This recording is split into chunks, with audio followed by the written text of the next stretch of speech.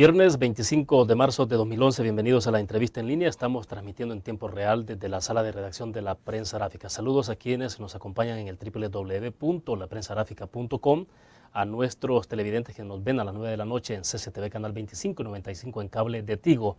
Y un abrazo a los compatriotas que nos miran por Uniglow Canal 28 en Houston, Texas. Pueden participar si ustedes lo desean, tenemos habilitado el chat y también puede escribirnos a través del Facebook. Estamos al cierre de la semana y el evento más importante, sin duda alguna, es la visita que realizará esta semana el presidente de Estados Unidos, Barack Obama, a nuestro país. Este viernes cerramos con la reflexión sobre el tema y ahora no contamos con un analista, sino con un dirigente del principal partido de oposición, porque justamente queremos conocer cuál es el punto de vista del contenido de la visita y desde luego otros temas relacionados también a la política más local. Está con nosotros en nuestros estudios el señor Hugo Barrera, vicepresidente de organización del partido de oposición Alianza Republicana Nacionalista Arena. Don Hugo, es un gusto que nos acompañe, bienvenido. Encantado, de campaña. De campaña, perfecta. Sí. Así es. Bueno, don Hugo, para comenzar, hay varios temas en agenda, pero obviamente que me interesa que hablemos un poco sobre la visita del presidente Barack Obama. Quisiera saber cuál es el punto de vista que usted tiene sobre esta visita en términos generales. A lo mejor entramos en algunos detalles. Sí, no, a mí me parece que realmente es una cosa sumamente positiva, además conveniente. No es la primera vez que un presidente de los Estados Unidos visita El Salvador en los últimos 15, 20 años. Si no mal recuerdo, es cuarta visita. Y siempre estas visitas dejan algo positivo. Hay posiciones, digamos, naturalmente de personas que posiblemente esperaban resultados más concretos, lo cual realmente no es posible, sobre todo temas como el relacionado con el TPS, por ejemplo, en donde estamos clarísimos de que esta es una resolución que no le corresponde exclusivamente al presidente, que tienen que ver otras instancias como el Congreso de los Estados Unidos, y es lógico que este tipo de cosas se pueden enunciar y posiblemente en el futuro cercano va a haber posiciones de apoyo a lograr el propósito de que nuestra gente pueda quedar con una residencia permanente. Ojalá que lo logremos. Creo que las experiencias que hemos tenido anteriormente han sido bastante positivas porque bastante gente se ha ido incorporando y además, si no mal recuerdo, son más de 250,000 personas que están en el TPS actual y eso se ha ido prorrogando, lo cual es una muestra clara de que lo que se hizo anteriormente fue positivo y yo espero que al final, en este gobierno, ojalá, y si no en el próximo, estas personas tienen que quedar ya con residencia definitiva. Yo espero que eso lo vamos a lograr, porque si no, no tendría sentido que hubiéramos venido prorrogando la vigencia del TPS casi por 10 años ya, ¿no? Así que yo creo que la visita esta va a dejar cosas positivas también en ese sentido. Ahora, en términos generales, las visitas de los presidentes a El Salvador tampoco es que han venido con una canasta a repartir, o sea, sí, nunca ha sido esto así. Tiene mucho de protocolo, obviamente, de cortesía, ¿no? Sí, no, lo que pasa también es que como no depende exclusivamente del presidente de los Estados Unidos tomar una decisión de esta naturaleza o de otra naturaleza, si usted recuerda el tema de Fumilenio, por ejemplo, exacto. Esto, si no mal recuerdo, se inició las primeras pláticas al principio del gobierno anterior al del presidente Funes y los resultados vinieron a tenerse concretamente casi al final del gobierno anterior, a grado tal de que quien lo está ejecutando en su parte ya definitiva es este gobierno, o sea, el gobierno siguiente. Sin embargo, se logró el propósito, pues, ¿verdad? Y hoy estamos ya hablando de un segundo Fumilenio, lo cual también es positivo. Así que en este tipo de situaciones yo creo que bueno, políticamente hablando se podrían manejar las cosas de manera de criticar el hecho de que no se concretó nada en esta reunión, y eso lo entenderíamos, pero en la realidad lo cierto es que estas cosas suceden de manera tal que tienen que pasar por un proceso en donde participan varias instancias hasta que se logre o no el propósito que se ha planteado en un inicio. Pero era normal que hubieran muchas expectativas sobre esta visita, especialmente del resultado, ¿no? Eso ya es otro manejo político, digamos, ¿verdad? Puede ser, y esto a lo mejor no era lo más conveniente, que se generara una expectativa tan fuerte a través de propaganda, digamos, por todos los medios en relación a a la venida y a las posibilidades de que se iban a resolver ciertas cosas. Pero yo creo que esto es un manejo de carácter publicitario llevado a cabo por las personas que están en este momento en el gobierno, pero yo también eso lo veo como parte del folclore político nuestro, ¿no? En el sentido de que pues se le hizo la gran bulla, lo que esperamos que esa gran bulla también al final, y eso no va a ser mañana ni pasado mañana, puede ser que sea dentro de 1 año, 2 años, no sé, genere resultados positivos para el país, especialmente para la gente que vive en Estados Unidos. Ahora, en el caso del TPS, ayer tuve un representante de los compatriotas en Los Ángeles y decía él que, bueno, en TPS sí hubo ya una experiencia de presidentes anteriores donde los TPS los han convertido ya en residencia permanente. Sí. Y es una decisión, decía él, que sí corresponde un poco más al Ejecutivo, es decir, que el presidente norteamericano sí tiene mucho que influir en eso, pero claro, una reforma migratoria integral sí pasa por el Congreso. Por supuesto, es que el asunto es que hay diferentes instancias que participan, aunque al final sea el Ejecutivo el que lo consolide, digamos así, ¿no? Pero sí creo que este es un proceso que ojalá que funcione bien. Tenemos, creo yo, que bastantes esperanzas, porque haber venido prorrogando esta situación de esa gran cantidad de personas por casi 10 años, es lógico que se está reconsiderando seriamente que estas personas se queden a vivir ahí, ¿no? Y yo tengo grandes esperanzas que eso se va a lograr. Perfecto, me interesa también una lectura política suya cuando regresemos del corte, don Hugo, y es cómo queda en la relación, digamos, el hecho de que el presidente viene, se reúne con el presidente Funes. En el discurso del presidente Obama, evidentemente no hay una referencia a cuestiones tan domésticas como la política interna, pero bueno, ¿qué pasa con el FMLN en medio de todo esto? ¿Qué ocurre alrededor de este tema? Vamos a la pausa.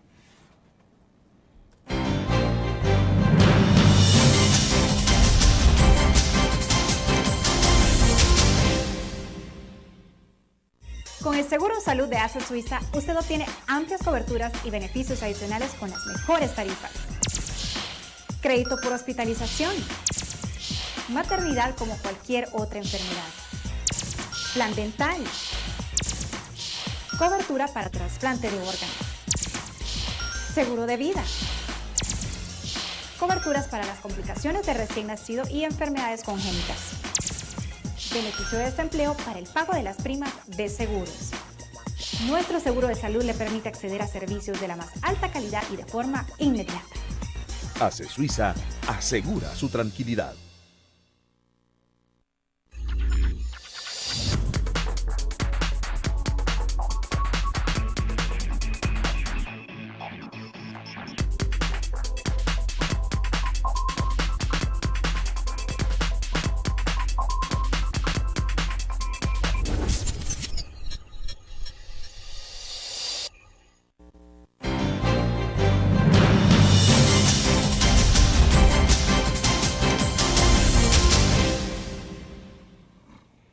Está con nosotros en nuestros estudios Hugo Barrera, vicepresidente de campaña del partido de oposición Alianza Republicana Nacionalista Arena. Don Hugo, le consultaba en el segmento anterior, es decir, la visita del presidente Barack Obama a nuestro país, ¿será que va a tener otro tipo de consecuencias ya en la política, en las relaciones domésticas, particularmente la relación Funes-FMLN? ¿Cómo lo ve usted desde el otro lado, que está en la oposición?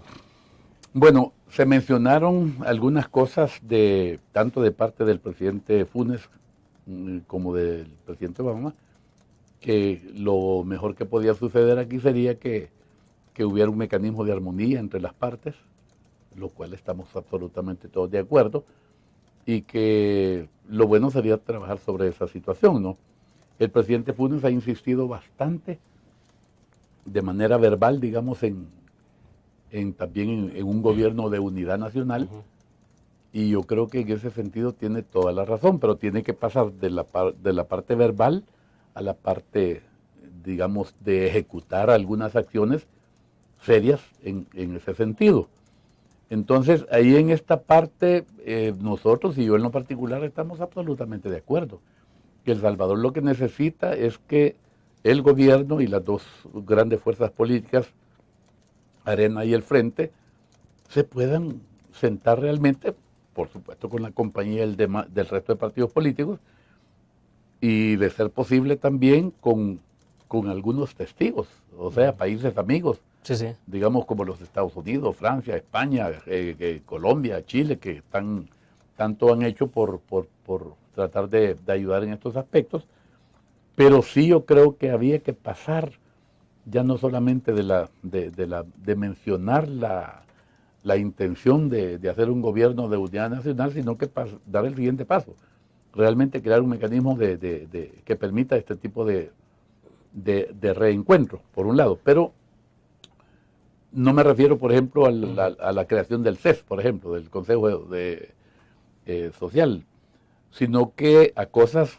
más relacionadas con la rearmonización de las fuerzas que después de la firma de los acuerdos de paz, ya en paz quedaron un poco dispersas. Ajá. Si usted recuerda, William, hubo lo que se llamó el Foro de Concertación Económico y Social. Sí, que se derivó directamente de los acuerdos. Que están ahí. Producto de los acuerdos. Exacto. Y que eso tiene validez todavía, que se constituyó en aquel momento, en donde habían representantes de 6 ministros, por ejemplo, 6 representantes sindicales y 6 representantes gremiales de la empresa privada, ¿no?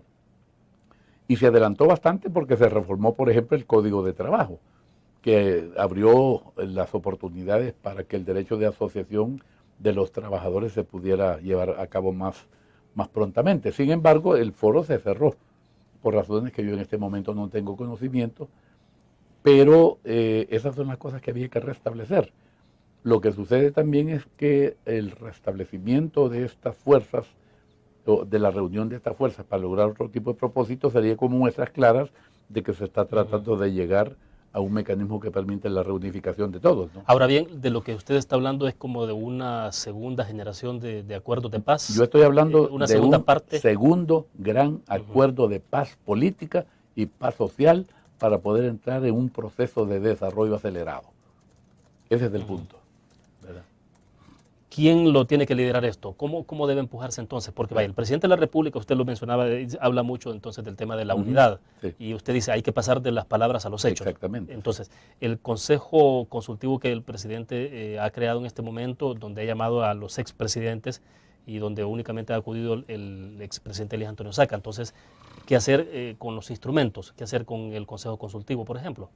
Sí, yo creo que, sinceramente, no creo que esto sea producto, digamos, de los expresidentes de la República, los cuales merecen todo mi respeto y mi consideración, pero creo que esto más está orientado, digamos, a las fuerzas políticas, o sea, a los partidos políticos, que son los que en este momento tienen la posibilidad, digamos, de tomar decisiones, ya sea en la Asamblea o en una relación directa con el presidente. Quien tiene que liderar esto, lógicamente, es el presidente de turno. En este caso, al presidente Mauricio Funes le correspondería, digamos, la convocatoria a una reunión de esta naturaleza. Pero yo, sinceramente, no creo que sean los expresidentes. Ellos ya jugaron su papel. Pueden servir, digamos, como elementos de apoyo a una cosa de esta naturaleza, por supuesto que sí.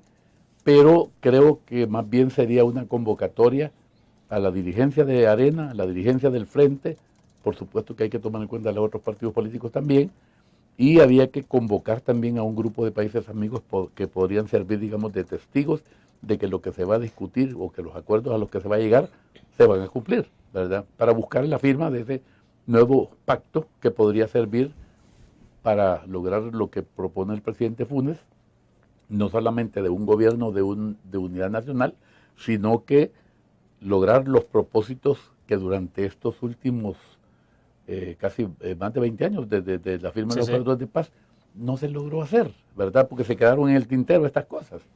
Ahora, me interesa, después del corte comercial, reflexionar sobre qué tipo a quién entonces hay que desmovilizar. Durante aquellos acuerdos había que desmovilizar a la Fuerza Armada, a los cuerpos de seguridad, había que desmovilizar al FMLN, a quienes habría que desmovilizar en una segunda generación de acuerdos de paz, la exclusión social, la pobreza, la delincuencia. Bueno, vamos a la pausa.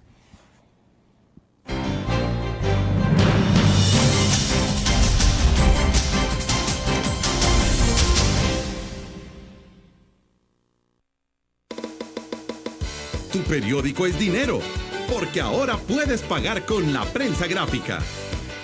Busca y recorta en tu periódico El Dinero, que podrás canjear en los establecimientos de nuestros aliados. Encontrarás uno cada día. Compra con la prensa gráfica y encuentra una buena noticia para tu bolsillo. Con la prensa gráfica lo compras, compras. Con la prensa gráfica lo pagas, pagas. La prensa gráfica. Noticias de verdad.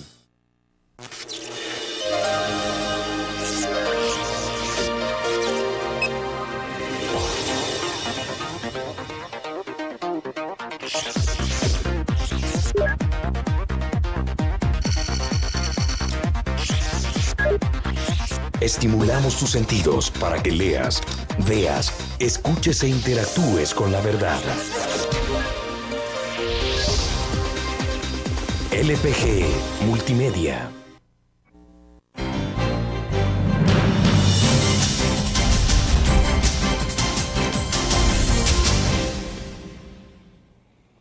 Le consultaba a don Hugo en una segunda generación de acuerdos de paz, a quién desmovilizar. En aquel momento lo prioritario era la desmovilización de las Fuerzas Armadas, tanto del Ejército, tanto del FMLN como guerrilla en ese momento, como grupo contrainsurgente. A estas alturas, ¿a quién hay que desmovilizar entonces? O sea, utilizando esas figuras. Yo diría que hoy no hay que desmovilizar a nadie, hay que movilizar a alguien para poder lograr propósitos que permitan resolver los problemas que ya son crónicos en El Salvador, y que tienen que ver con la seguridad, que tienen que ver con la salud, que tienen que ver con la educación, que tienen que ver con la generación de empleo, que tienen que ver con las inversiones en El Salvador. Y eso solamente lo podremos lograr si hay un liderazgo que en este caso le corresponde al presidente de la República, que logre movilizar, digamos, a los partidos políticos, especialmente que tienen el liderazgo, al resto de partidos políticos, a la empresa privada, y por supuesto también a las representaciones laborales, porque tienen mucho que decir en este asunto. Entonces, si eso se lograra, y al más corto plazo posible, ya el presidente Funes tiene que tomar en cuenta que ya casi se le fueron 2 años. Exacto, O sea, en junio estarán ya se le cumpliendo fue 2 el 40% de su gobierno. Entonces, no puede seguir dilatando o esperando más esta cosa. Y yo insisto en que la reunión tiene que ser de las fuerzas políticas y no de personas que ya hayan jugado su papel, en este caso, aunque ellos pueden aportar mucho, por supuesto, pero no como los principales actores. Si eso el presidente lo lograra manejar bien, creo yo que en relativo corto tiempo podíamos lograr el propósito de unificar ciertos criterios, porque mire, en una cosa de esta naturaleza, lógicamente, el frente tiene que hacer un planteamiento.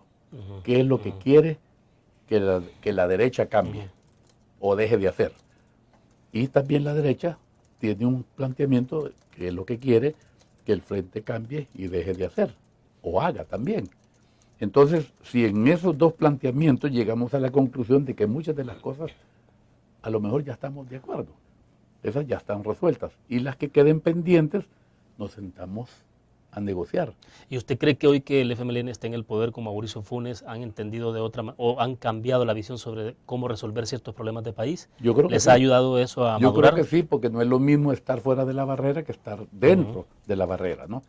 Entonces, en estos casos, además, si se produce o si se genera la posibilidad de sentarnos a platicar, las dos fuerzas políticas especialmente, con el arbitramiento, digamos, del presidente de la República y de los países amigos que hemos mencionado, entonces podía suceder perfectamente bien que los problemas que ahora parecen que no tienen solución, a lo mejor se solucionarían más prontamente en beneficio de los intereses de la población y en beneficio de los intereses del país en términos generales y de su desarrollo, ¿no? Claro. Ahora, dígame, ¿cuáles son los temas entonces, desde su punto de vista, que pueden estar dentro de esa agenda y que pueden ser de coincidencia? Es decir, o más bien serían como los problemas que tiene el país en los que todo el mundo tiene coincidencia de que hay que solucionar. Bueno, yo creo que coincidimos en que tenemos que hacer todos los esfuerzos posibles para que aquí haya seguridad ciudadana, por ejemplo.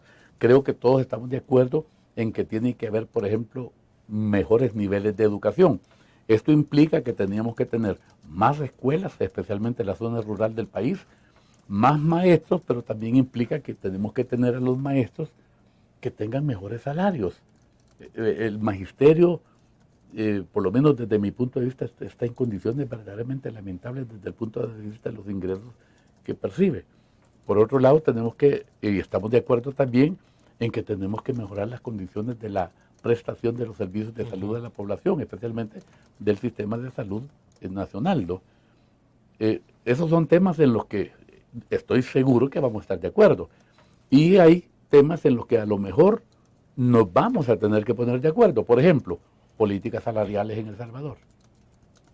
Ese tema casi nadie lo toca, pero es importante que la gente, en términos generales, tiene que estar clara y consciente de cómo va a funcionar la temática de salarios en el país. No podría decir si todos los empresarios piensan de esa manera, pero me parece que usted es empresario, pues, Sí. y no le tiene miedo a hablar del tema de salarios. Sí, por supuesto que no. Pero son cosas en las que tenemos que ponernos de acuerdo. Usted ha escuchado, por ejemplo, que muchas personas hablan de que en El Salvador hay que lograr una mejor distribución de la riqueza. Exacto. Por ejemplo, yo estoy absolutamente de acuerdo en eso, solo que le pongo un poco de apellido a la cosa. Ajá. Hay que mejorar un poco o hacer una distribución más justa de la riqueza que genera la estructura productiva. Y eso, el paso para poder lograr eso es a través de una buena política salarial, que es más inmediato y repercute, digamos, en beneficio no solamente del trabajador, sino que también de la demanda, del consumo, y si hay más consumo y más demanda, las empresas tienen que generar más oferta, y al generar más oferta hay que dar más empleo y hacer más inversiones.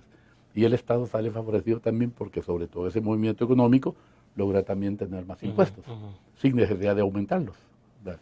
Entonces es positivo. Pero entonces, ¿qué habría que comenzar aumentando el salario mínimo, por ejemplo? ¿Qué es lo que habría que hacer? No, lo que hay que hacer es crear una política salarial, Ajá. porque la política salarial no solo se trata, digamos, de cuánto y cuándo te voy a aumentar el sueldo, sino que también se trata de ver cuáles van a ser los niveles de productividad que son necesarios establecer para que la cosa funcione. Y en esto mucho tendrá que hacer el gobierno a través de la Secretaría de Estado correspondiente y el Ministerio de Trabajo, a través de las gremiales empresariales, etcétera.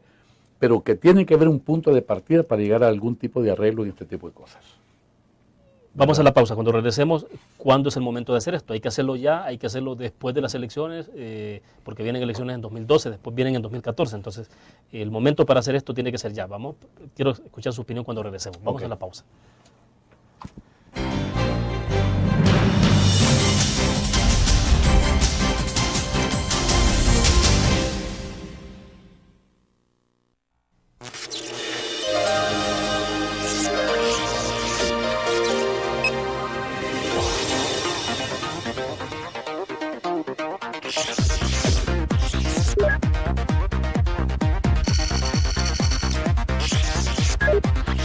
Estimulamos tus sentidos para que leas, veas, escuches e interactúes con la verdad.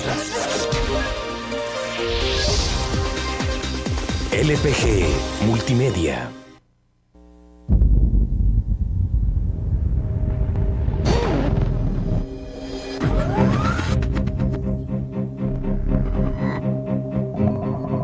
El inicio de una estrategia financiera desde los negocios y la actividad económica hacia toda Centroamérica. El Economista Regional, una revista especializada donde encuentras el panorama empresarial y los principales movimientos financieros. El Economista, el modelo regional de información económica.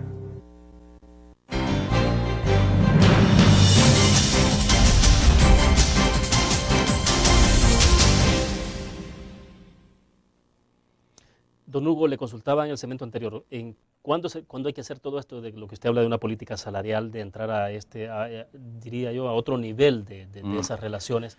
¿Hay que hacerlo ya? Bueno, lo teníamos que haber hecho hace como 30 años. Ni más ni menos. Pero, no, pues sí. Y si lo hubiéramos hecho hace 30 años, no estaríamos en las condiciones en que estamos. Pero solo le quiero aclarar una cosa.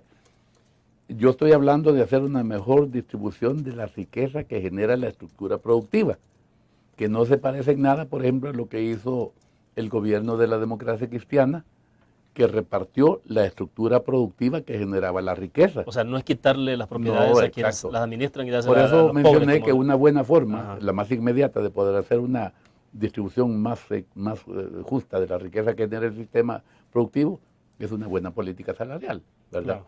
Y política es una cosa mucho más amplia que el salario mínimo, digamos así, ¿no? Entonces, además, mire, esto vendría a repercutir en un poder adquisitivo mayor, en un sistema capitalista como el que nosotros manejamos y que creemos que es el mejor sistema que existe, con todos sus defectos que pueda tener, pero eso generaría una enorme demanda mayor. Y una demanda mayor repercute, como dije al principio, en que tiene que haber una oferta mayor, y para una oferta mayor tiene que haber más inversión y más empleo. Ahí estaríamos como cerrando un círculo positivo de desarrollo que vendría a multiplicar la economía nacional en beneficio del país en términos generales. Pero por supuesto que todo esto es mucho más fácil hacerlo si hay un liderazgo que pueda llevar adelante todo este tipo de acciones, ¿verdad? Nosotros no podemos negar que en el país, en este sistema, hay tres componentes fundamentales. Uno son los gobiernos, por supuesto, el otro son los trabajadores y el otro son los empresarios. Uno sin el otro prácticamente no puede lograr nada. Y en guerra menos que van a lograr. Claro. Pero armónicamente hablando, se puede llegar a muchas cosas. Cuando hablábamos, por ejemplo, que hay que pedirle al frente, por ejemplo, en una negociación de este tipo, que se termine por completo el manipuleo de las organizaciones laborales, entre comillas, llamadas sindicatos, que realmente están disfrazados de sindicatos y que nada más generan para promover desorden e inseguridad e inestabilidad en el país. Eso había que ver cómo se arregla, pero también había, por otro lado, que arreglar para que las empresas no se opongan al derecho constitucional y legal de que los trabajadores se puedan organizar, hombre. Ahora, eso usted lo dice por experiencia propia, Sí, en la empresa. pues, por supuesto que sería una locura que yo estuviera hablando aquí sin saber de qué estoy hablando. Yo tengo 51 años de tener sindicato en la compañía y el año pasado crecimos 24.3%, y mucho de este crecimiento se debe a la coparticipación de la estructura sindical en beneficio, digamos, de un buen mecanismo de producción en la compañía. Pero bueno, lo que tenemos ahí en ese caso particular es un sindicato que efectivamente lucha por sus intereses. Tenemos un sindicato, pero, en todo el sentido de la palabra, no un grupo político de ningún partido. O sea, ese sindicato no responde a ningún partido. No, sí, se responde a los intereses de los trabajadores y de la empresa. O sea, porque hay un mecanismo de comunicación y armonía bien grande que permite, digamos, que cuando algo no está bien de cualquiera de las dos partes, nos sentamos, lo platicamos y lo resolvemos de la manera más tranquila, ¿verdad? Y entonces, y discutimos de salarios, discutimos de productividad, discutimos de materias primas. Ya en el caso nuestro, por ejemplo, hay 3 miembros de la Junta Directiva del Sindicato que pertenecen al Comité Gerencial de la empresa. O sea que se revuelven los sindicalistas con los gerentes y platican y discuten y toman acuerdos en base a las posiciones de cada uno de ellos, incluyendo los sindicalistas, pues. Ahora, esto borra totalmente ese esquema de ver fantasmas por todos lados, de empresarios hacia trabajadores y trabajadores hacia... Hablando así bien sinceramente, la gran responsabilidad, digamos, de la desnaturalización de la institución sindicato en El Salvador es responsabilidad única del frente, que los ha convertido en una cosa que realmente no debe de ser, o sea, enemigos de la empresa. Si el sindicato rojo, que llaman ellos, que lo único que provoca es inestabilidad, insatisfacciones, elimina la posibilidad de acuerdos entre las partes, y al final y al cabo lo que se genera es daño al país, a los trabajadores y a las empresas. Eso tiene que cambiarse. Es decir, esto demanda entonces un cambio de visión desde los trabajadores, pero también desde la clase empresarial en el país. Y de los partidos políticos también, particularmente el caso del Frente, que ellos han hecho uso de la estructura sindical para generar problemas y no para beneficiar a los miembros de los sindicatos, a los trabajadores. Entonces, por eso les digo que estos son de los temas que en esa cartita que cada uno de nosotros debemos de mandarle, no al niño Dios, pero al niño Frente y al niño Arena, ese contenido es el que tenemos que sentarnos a discutir. Pero si no nos sentamos a discutirlos y no aclaramos que lo que pretendemos no es sacar un beneficio de partido, sino que sacar un beneficio para los trabajadores y para las empresas, mientras no hagamos eso, no vamos a llegar a ninguna parte. Y por eso es tan importante este segundo gran acuerdo de paz política y paz social, en donde los presidentes, y en este caso el presidente Funes, tiene muchísimo, muchísimo que decir, ¿verdad? Y si ve entonces al presidente Funes jugando ese rol, jugando ese Que papel. a él le corresponde. Si el presidente es el que tendría que llevar a cabo este liderazgo, así como le correspondió, y no lo hicieron, a los otros presidentes que ha habido, digamos, en los últimos 20 años. En el caso del presidente Cristiani, por ejemplo, él tenía algo prioritario que resolver, que era la guerra, y por eso tal vez a él no le corresponde esta parte. Pero a los otros, sí, les tocó haber continuado con el segundo gran acuerdo de paz política y paz social que se menciona, ¿no? Don Hugo, de lo que estamos hablando, ¿lo entiende toda la dirección del Partido Arena? Mire, yo en esto creo que la pregunta suya es bien importante porque yo creo que mucha gente no lo comprende. Porque pesa más, digamos, las imágenes que se generan cuando alguien ha manipulado completamente el movimiento laboral en El Salvador, cuando ha desnaturalizado por completo lo que es un sindicato. Entonces es lógico que nadie lo comprende. Por eso es tan importante ese diálogo que tenemos que tener para que ciertas acciones que están orientadas a desnaturalizar cosas que son de carácter constitucional, como es el derecho de libre asociación, se lleven a cabo dentro del marco de la legalidad. Porque el problema que ha habido es que estas gentes han actuado, porque los han empujado en ese sentido, fuera del esquema legal completamente. Y por otro lado, hemos tenido la cobardía de muchos funcionarios que, a pesar de que entienden que esta gente está actuando al margen de la ley, se los permiten, toleran y obligan a la otra parte a sentarse a negociar, aunque estén al margen de la ley. Claro. Y en ese sentido, también ellos son corresponsables de este asunto. Perfecto. Vamos a la pausa comercial. Cuando regresemos, quiero preguntarles si entonces, si no se hace esto, el país, ¿qué tipo de viabilidad es la que tenemos? Vamos a la pausa.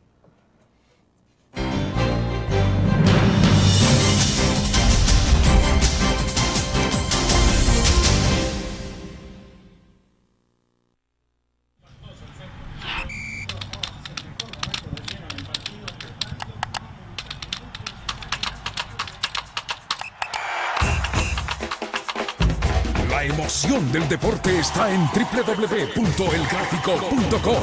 Ingresa al nuevo escenario deportivo y descubrí toda la pasión del deporte. Fotos, videos, fichas y resultados de las mejores ligas del mundo. Elgráfico.com. Conectados por deporte. Blur. La revista más innovadora y moderna de todos los tiempos.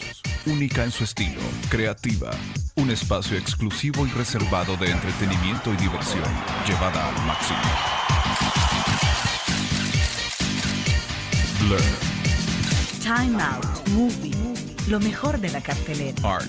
Shopping, la guía de la moda. Go, viajes cortos fuera de la ciudad. Blur.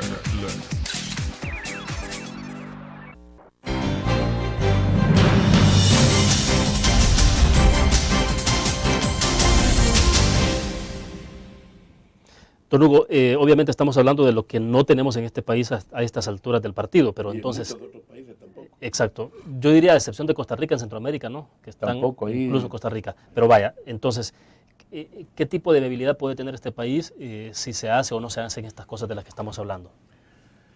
Mire, bueno, ¿cómo lo podíamos poner? Y espero que se me entienda bien.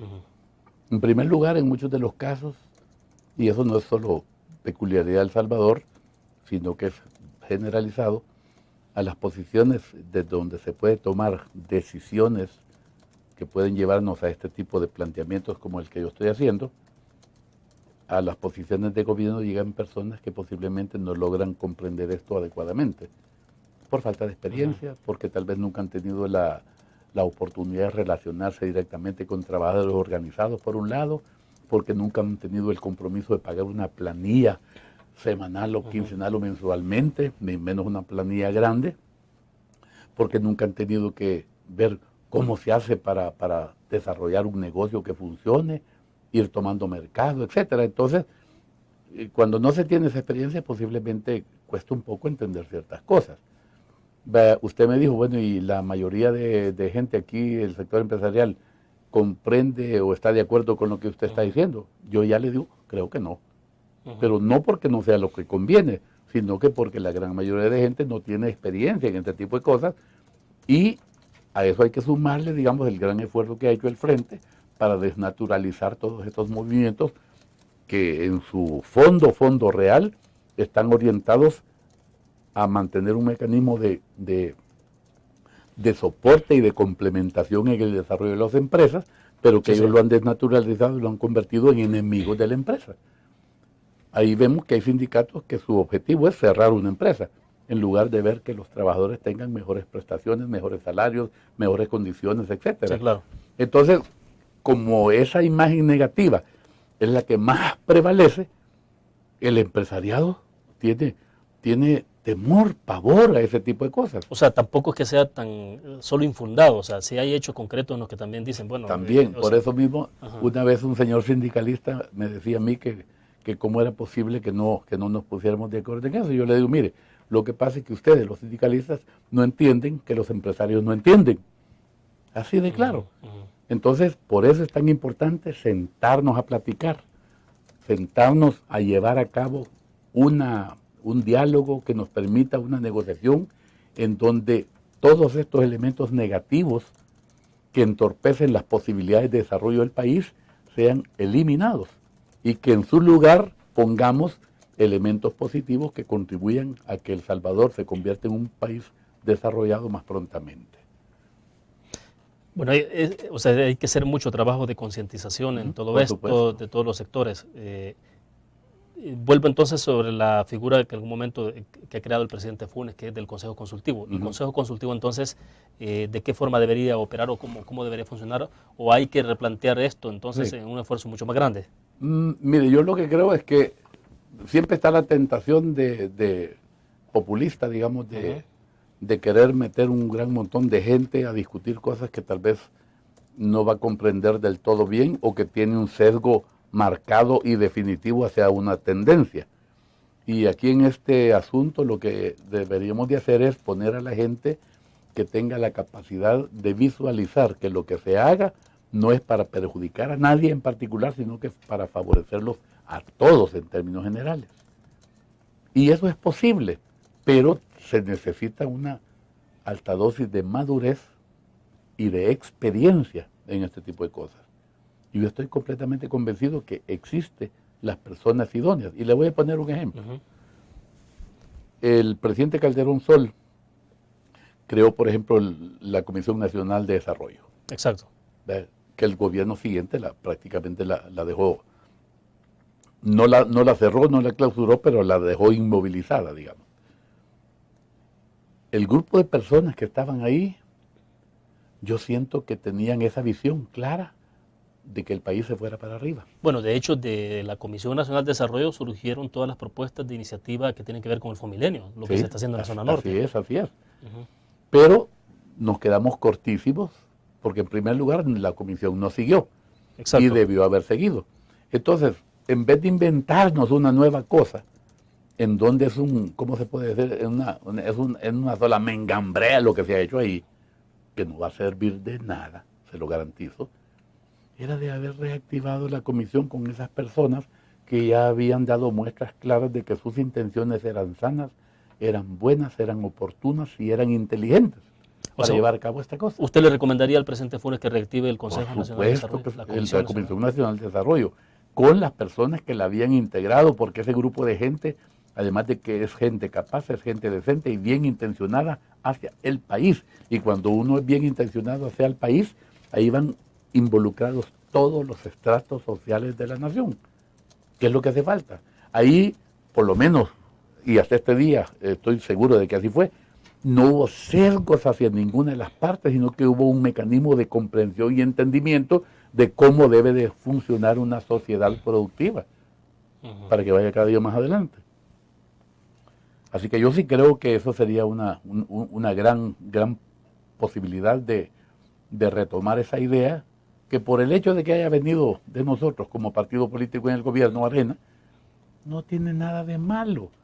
Si yo no le veo por qué yo voy a continuar con un proyecto que es bueno, lo voy a sostener, pero para que no digan que lo sostuve, solo le voy a cambiar de nombre, por un lado. Claro. O para que no digan que estoy haciendo las cosas como se hacían antes, entonces me invento otra cosa, cuando aquello era excelente, no era bueno, era excelente. ¿Cuál es el problema de continuar con eso? ¿Verdad? Entonces, si no se continúa con lo bueno que había, lo que se va a hacer es generar una situación de volver a comenzar, de volver a aprender, de volverse a equivocar y desperdiciar todo aquello que ya había ganado experiencia y nos evitaría una gran cantidad de errores. Claro, perfecto. Vamos, nos quedan 2 segmentos. En los últimos 2 segmentos hablemos un poco más de trabajo partidario, don Hugo. Vamos a la pausa.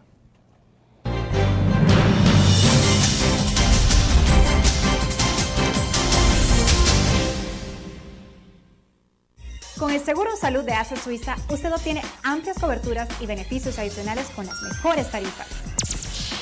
Crédito por hospitalización. Maternidad como cualquier otra enfermedad. Plan dental. Cobertura para trasplante de órganos. Seguro de vida. Coberturas para las complicaciones de recién nacido y enfermedades congénitas. Beneficio de desempleo para el pago de las primas de seguros. Nuestro seguro de salud le permite acceder a servicios de la más alta calidad y de forma inmediata. ASE Suiza asegura su tranquilidad. Tu periódico es dinero, porque ahora puedes pagar con la prensa gráfica. Busca y recorta en tu periódico el dinero que podrás canjear en los establecimientos de nuestros aliados. Encontrarás uno cada día. Compra con la prensa gráfica y encuentra una buena noticia para tu bolsillo. Con la prensa gráfica lo compras, compras. Con la prensa gráfica lo pagas, pagas. La prensa gráfica. Noticias de verdad.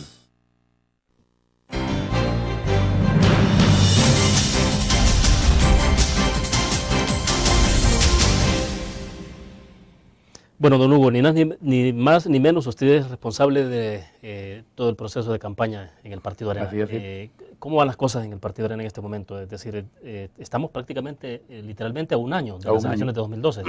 Sí. ¿Cómo va Bueno, caminando? estamos ahorita como corriente se dice, cargando baterías, calentando los motores y esperando el momento propicio para iniciar el trabajo de campaña, que espero yo que va a ser en relativo corto tiempo. Ahorita estamos como acumulando todos los elementos necesarios desde el punto de vista equipo, humanamente hablando, equipo materialmente hablando, para poder desarrollar, digamos, todo el trabajo.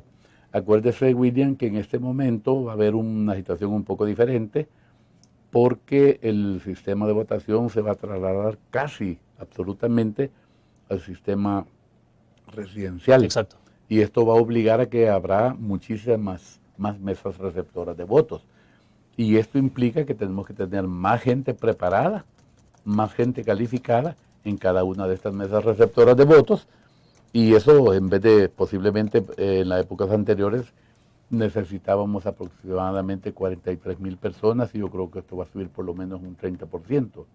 O sea que fácilmente van a ser unas entre 12 y 15,000 personas más que se van a necesitar para hacer este trabajo adecuadamente, porque ahí en esa parte es de donde se necesita más el cuidado del voto, porque todavía estamos con la imperfección de que cabe la posibilidad, digamos, que por medio de subterfugios, y yo no estoy hablando que solo de un partido, de cualquiera de los partidos, alguien pueda perder un voto. Pero como nosotros somos fuerza mayoritaria en este asunto de votación, tenemos que ser mucho más cuidadosos. Y la batalla al final, electoralmente hablando, se va a producir entre el Frente y nosotros. Y entonces hay que estar bien preparados para evitar que vayamos a perder votos simple y sencillamente por situaciones que no son correctas. Ahora, el Partido Arena no votó por la reforma electoral que se aprobó recientemente. Fue el único partido que no estuvo de acuerdo en el proceso de votación tal cual lo decidieron los demás partidos políticos, don Hugo. ¿Cuál es la esencia de la distancia que guardó el Partido Arena en esta votación? Digo porque hay muchos sectores que ahora le están pidiendo al presidente Funes que vete esa reforma de los partidos políticos por el desacuerdo que hay. Sí, lo que sucede es que, mire, aquí tenemos que irnos un poco hacia la Corte Suprema de Justicia, cuando ellos establecen un mecanismo mediante el cual pretenden que la votación de los alcaldes y los diputados sea hecha de tal manera que la gente vote por la persona que quieren que ocupe aquel cargo y no por la bandera de un partido político, que es una votación así totalmente impersonal, ¿no? Nosotros estamos totalmente de acuerdo con ese paso. que sean las personas las que decidan. Pero resulta que con el decreto que aprobó la Asamblea, toda esa intención de que sean las personas las que decidan se viene al suelo. Porque, en primer lugar, proponen que los votos, ponen un sistema un poco como híbrido, mixto, digamos, en donde se puede votar por la bandera. Exacto. Y se puede votar por la foto de la persona. Pero resulta que en la propuesta esta, los votos que van sobre la bandera se los dan todos al que, en este caso, el FMLN, por decir... Se ponga en primer lugar. Sí, haya puesto como primero, entonces le dan todos los votos. Entonces, ya la voluntad de la persona ya no vale. Claro, porque además hay una tendencia en el país de que toda la vida se ha votado sobre bandera, entonces Sí. va a pesar mucho la bandera. Exactamente, eso por una parte. Y por la otra, también cuando se permite que los partidos políticos no presenten la planilla completa de un determinado municipio o departamento, también, si por ejemplo en el caso de un departamento como San Salvador, que haya 20 o 25 diputados, y yo solo presento 5, esos son los 5 que yo quiero que salga como partido. Claro. Y la gente va a tener que votar obligadamente por eso. Entonces se desnaturaliza por completo la intención de que sea la población la que decida por cuál va a votar.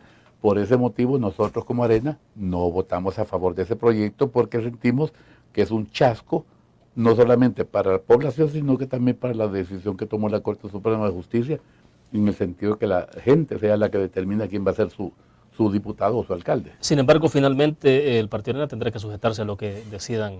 Mire, si el presidente, bueno, por ejemplo, si sanciona, el presidente no veta la ley, ya no podemos hacer nada, pero ya no es nuestra responsabilidad, sino que será de los que votaron por esa cosa que no sirve de nada y del presidente de la República, si es que no la veta.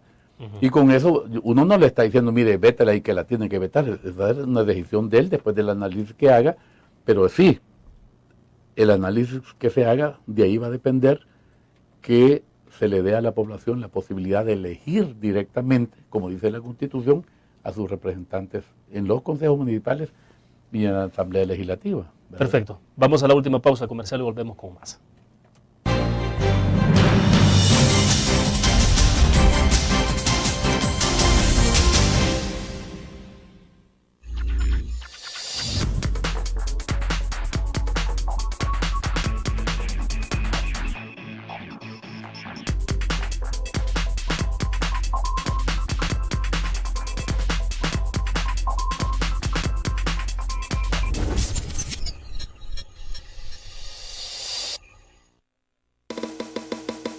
Tu periódico es dinero, porque ahora puedes pagar con la prensa gráfica. Busca y recorta en tu periódico el dinero que podrás canjear en los establecimientos de nuestros aliados. Encontrarás uno cada día. Compra con la prensa gráfica y encuentra una buena noticia para tu bolsillo. Con la prensa gráfica lo compras. Con la prensa gráfica lo pagas. La prensa gráfica. Noticias de verdad.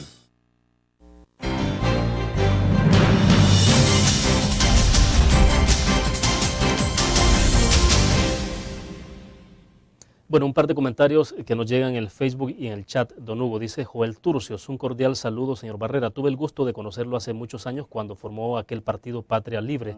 Mi pregunta o comentario es la siguiente. Dice: ¿a qué cree usted que se debe que la derecha está tan dividida en El Salvador? ¿Y qué se puede hacer, dice, para unificarla a tiempo para las próximas elecciones? De no hacerlo, estamos entregándole en bandeja el país a la izquierda ortodoxa. Saludos. Sí, bueno, yo creo que esa preocupación del señor Muñoz, ¿verdad? Joel Turcios. Joel Turcios es igual que la que nosotros tenemos también. Pero todo esto realmente es producto de, yo diría que de dos cosas. Y una que es culpa nuestra por no haber manejado adecuadamente una situación, y la otra también de elementos externos que han querido generar una situación de desequilibrio dentro de Arena,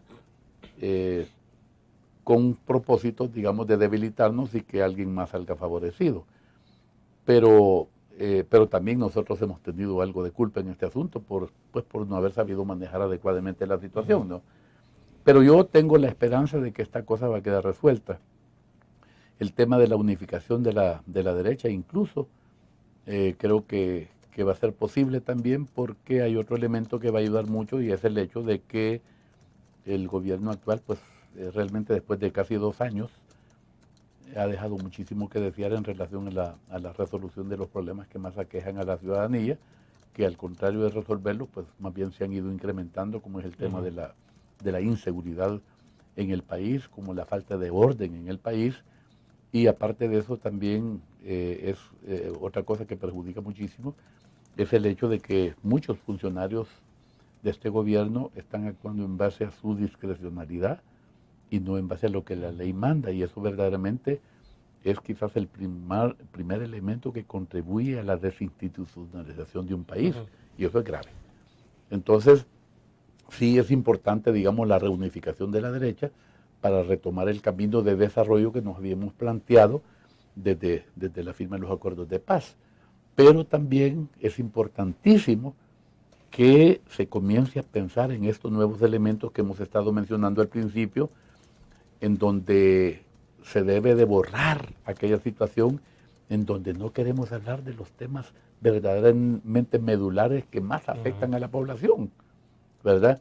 Y entonces, y eso nosotros como Arena debemos de romper esa situación nebulosa que se presenta y ver cómo empezamos a hablar más claramente de las acciones que hay que tomar en beneficio del sistema en términos generales para que funcione, no para favorecer a alguien en particular o para afectar a alguien en particular, sino que para beneficiarnos en la proporción que corresponda a todas las partes que componemos la sociedad salvadoreña.